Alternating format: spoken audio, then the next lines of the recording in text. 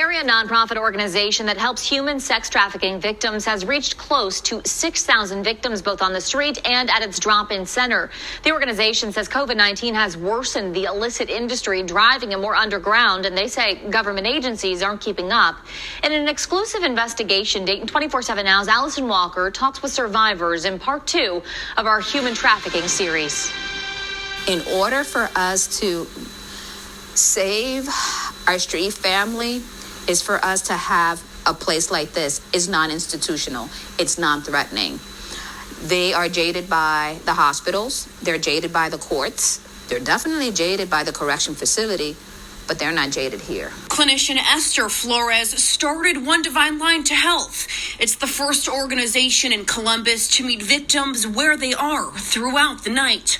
Flores focuses on providing physical and emotional health care, basic necessities, and builds relationships with the victims so she can help them the moment they're ready to escape. The problem that we have in our recovery sites here in Columbus, as well as the jailhouse, is that if someone is homeless, going into the programs, or even getting incarcerated, they're discharged homeless. Does that make sense? So that's why the recidivism is high. Flores says it's an uphill battle for pregnant and transgender victims to find sober living homes. She adds they often go unregulated, leading to relapses, sending victims back to the arms of traffickers. Flores is desperate for funding to open her own sober homes that make sure victims make it through recovery. As relapses, a potential death sentence from the influx of fentanyl. We've lost a lot of our girls to overdoses and violence. They've been murdered. I never had something like this in Dayton or in Columbus when I was out here being trafficked.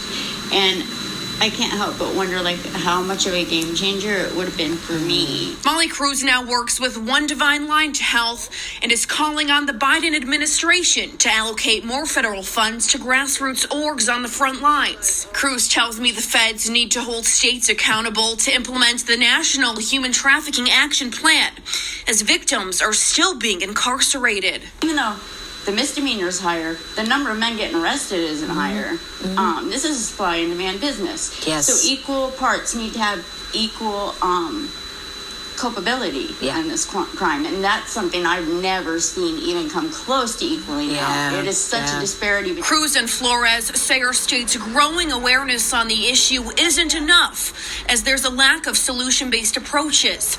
They're also calling on more female representation in government programs, so the many victims are seen for who they are. It's just heartbreaking because they're human beings. They're not.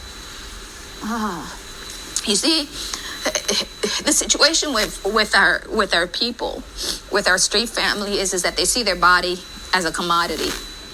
All right? And it's heartbreaking. Reporting for Dayton 24/7 Now News, I'm Allison Walker.